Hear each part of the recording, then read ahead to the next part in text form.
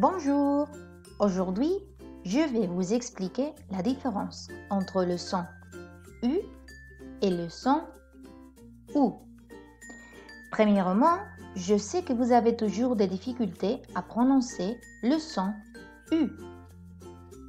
Bon, pour bien le faire, je vous conseille de mettre la bouche en forme de OU, comme cette image. Et prononcer I.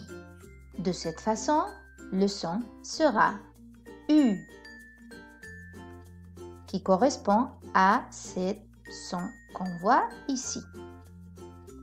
Je vous propose de pratiquer le son séparément. Par exemple, premièrement, on pratique en répétant U, U, U.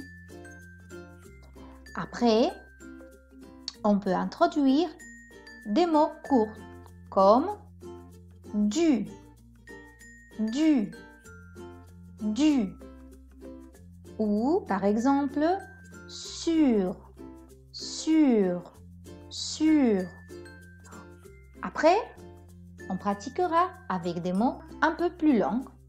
Par exemple, voiture, voiture, voiture.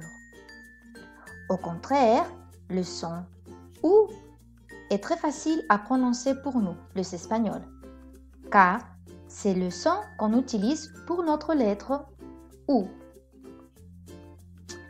Mais la question est, quand est-ce que je dois prononcer U, OU, OU? Bien, cela dépend des graphies.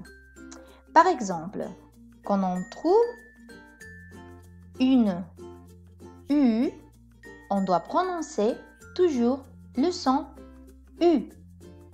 Par exemple, tu, du, ainsi qu'avec le participe passé du verbe avoir.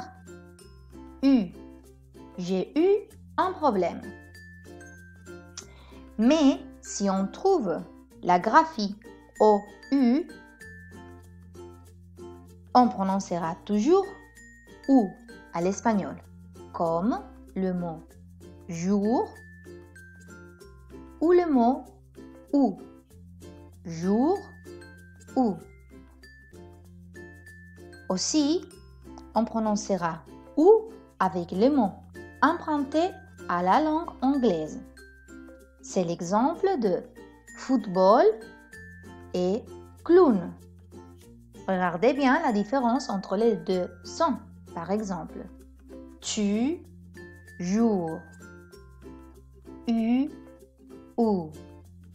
Bon, j'espère qu'avec cette petite explication, vous arriviez à bien prononcer et distinguer ces deux sons. Si vous voulez quelques jeux et quelques activités pour le pratiquer, visitez mon blog.